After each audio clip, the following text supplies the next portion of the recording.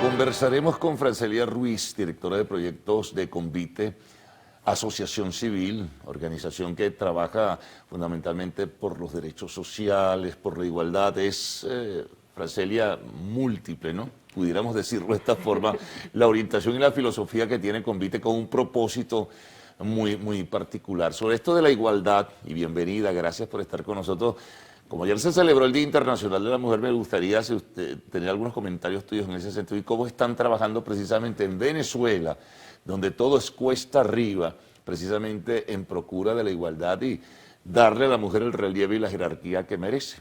Bueno, definitivamente a diario enfrentamos luchas y guerras constantes en defensa de la igualdad de todas las personas, pero las mujeres enfrentan situaciones de discriminación, de vulnerabilidad y de riesgo diferenciadas asociadas al simple hecho de ser mujeres, ¿no? En el contexto de la emergencia humanitaria compleja venezolana, por ejemplo, conversábamos recientemente de las mujeres migrantes, los riesgos de protección diferenciados que enfrentan las mujeres migrantes en ese tránsito entre salir de Venezuela y llegar a sus países de acogida, donde son violadas, donde sufren violencias, múltiples formas de violencia, donde muchas han desaparecido, pero además Venezuela ha sido un país donde desde el año pasado hemos ido viendo cómo organizaciones como CEPAS, por ejemplo, han ido documentando el incremento de feminicidios, ¿no? El año pasado hubo 106 feminicidios y antes nosotros veíamos como muy lejanos otros países, incluso de la región latinoamericana, y decíamos, esos países son peligrosos para ser mujer.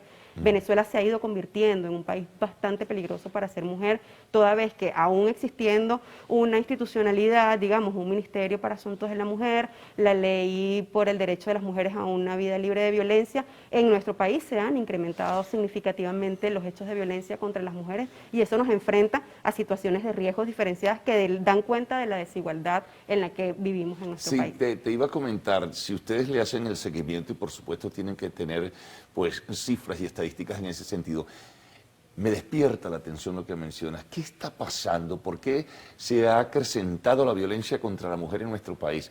Que no digo que no la haya existido históricamente, por supuesto que sí, pero esta vez uno nota y aprecia y percibe información de que es incluso con ensañamiento. ¿Qué estará ocurriendo, Francelia? Sí, definitivamente nos encontramos en una situación de vulnerabilidad que se exacerba y que es mucho más evidente de lo que quizás pudiera ser en años anteriores, pero que también se ha incrementado, insisto, antes nosotros podíamos ver, y antes me refiero a pocos años atrás, otros países de la región y decir que esos países eran peligrosos para ser mujer. En Venezuela actualmente es muy peligroso.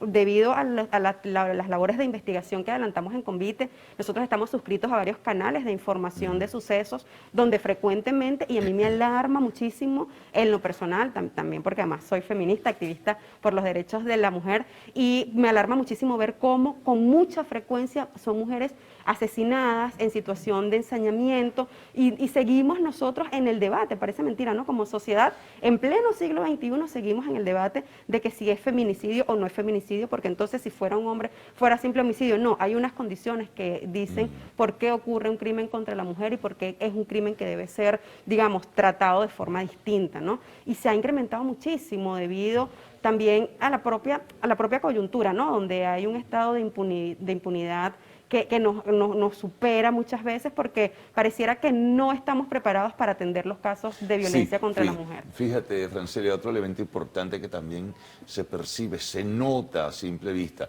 Con esto de la diáspora, pues han sido muchísimas las mujeres, sobre todo mujeres jóvenes que se han marchado, de por medio están las denuncias también de la trata, en fin, de una serie, pero también hay unos niveles de agresión, de parejas o no parejas, además la obligación en muchos casos de llevarlas a un ejercicio de la prostitución, en fin, pero también el asesinato, la muerte de mujeres venezolanas en el exterior en diversos países, mira, en Colombia, Ecuador, Perú, Chile, México, en fin, una cantidad de sitios. Sí, y en nuestro país hay un número importante de organizaciones feministas que están haciendo seguimiento de estos casos, de las condiciones de migración que están enfrentando nuestras mujeres y niñas, que además, como insisto, ¿no? Enfrentan unos riesgos que son diferenciados. O sea, los riesgos, por ejemplo, de trata de personas, de desaparición de mujeres, de prostitución forzada, se incrementan en los casos de mujeres y de niñas, ¿no? No significa que las personas de sexo masculino no son víctimas también, pero se incrementa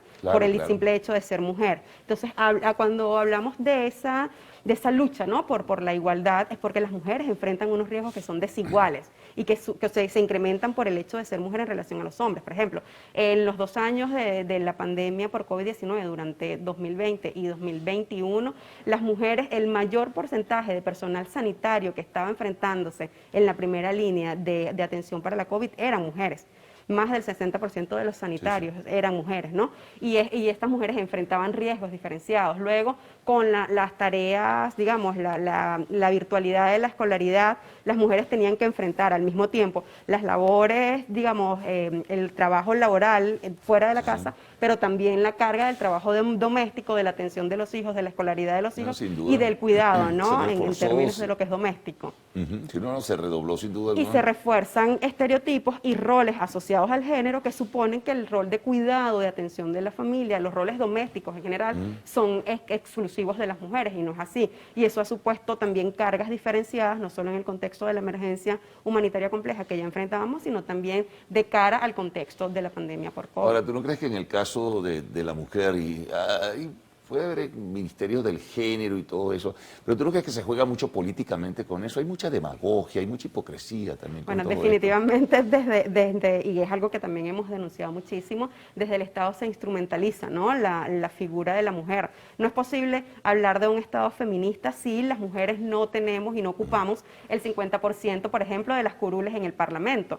Ni siquiera en la última Asamblea Nacional electa las mujeres ocupan el 30% de las curules parlamentarias. Las mujeres, no podemos hablar de un Estado feminista si las mujeres también no ocupan el 50% de las alcaldías, de las gobernaciones. Incluso si en el seno de los propios partidos políticos las mujeres acometen, y con mucho éxito además, los roles de coordinación, de articulación y de movilización de las bases, y luego en los momentos electorales los hombres terminan siendo los candidatos y las mujeres terminan siendo, como dice una amiga nuestra que también tiene una organización feminista, Venus Fadul, de 100% estrógeno, la segunda en la política. Las mujeres seguimos siendo relegadas a roles más de organización de lo doméstico, pero no de ejercicio del poder político propiamente dicho. ¿Y cómo trabajar para cambiar esa correlación? Bueno, desde Convite y como parte de la red de jóvenes agentes de cambio de Ashoka Región Andina, desde el año pasado hemos estado adelantando un proyecto que se llama Nosotras por Todas, de hecho tengo mi franela, que es un programa de formación en liderazgo político para mujeres jóvenes, un poco también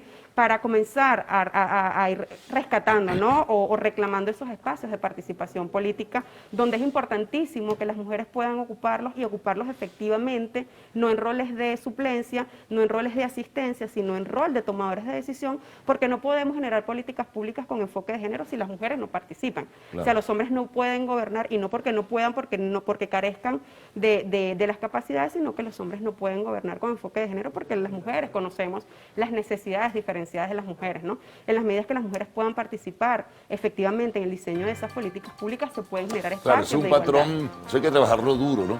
Es un patrón histórico-cultural que tiene un peso determinante, porque es un patrón histórico-cultural de siglos. Entonces, la perseverancia, la fuerza y la intensidad que le pueda poner, desde luego, con la participación de los hombres, que son los que también deben dar el apoyo e impulsar una lucha en ese sentido. Exacto, no es una lucha solo de las mujeres. Desde Nosotras por Todas decimos que los hombres son nuestros aliados porque solas no vamos a poder. O sea, para que las mujeres puedan también llegar a espacios, tenemos que pasar por unas instancias en las que los hombres puedan sentirse capaces de cederlos, ¿no? y de impulsar el rol de la mujer. Pero también los partidos políticos, las organizaciones gubernamentales y estatales. O sea, no es solo la mujer, sino la mujer y toda la sociedad, en el entramado social que la rodea, ¿no? Bueno, vamos a hacer una pausa, Francelia. Conversamos con Francelia Ruiz, que es directora de proyectos de Convite Asociación Civil.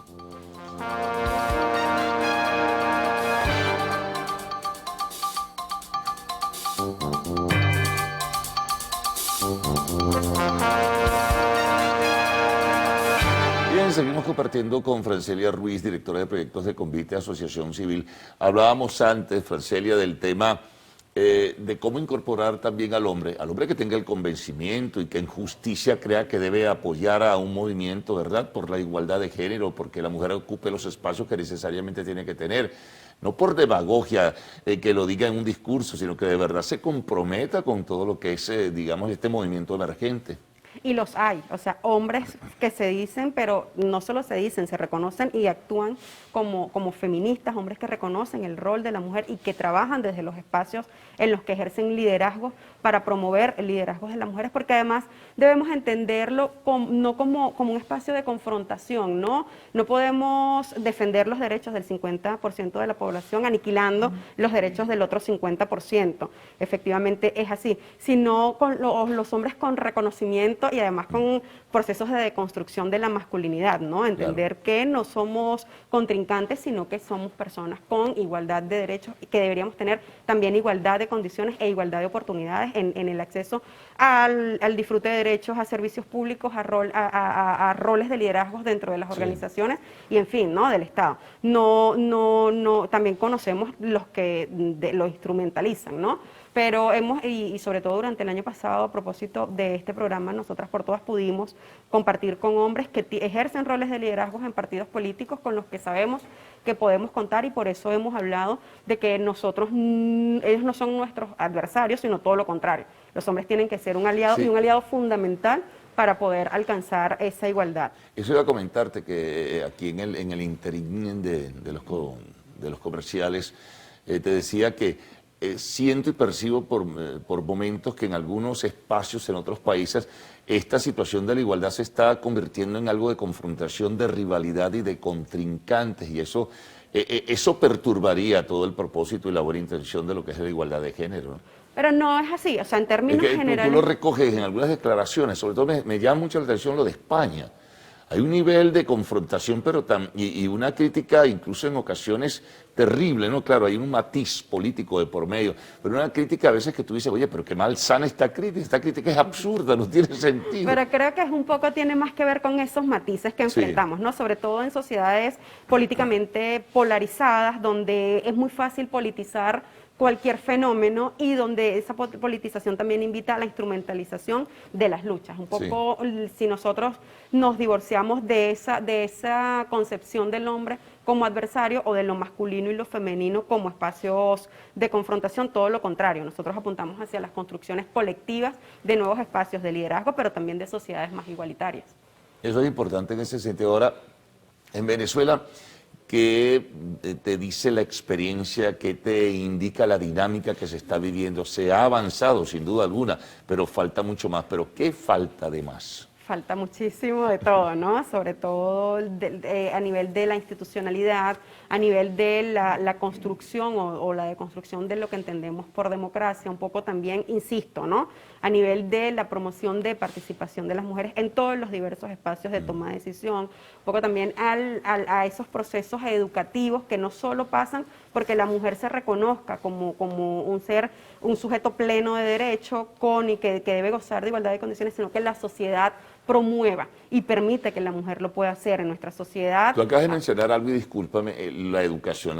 La educación es fundamental. Si tú desde pequeño o desde pequeña o a los pequeños en general no les inyectas pues la dosis necesaria para comprender el tema, van a crecer bajo los mismos parámetros del pasado, ¿no? Sí, es que justo allí iba, ¿no?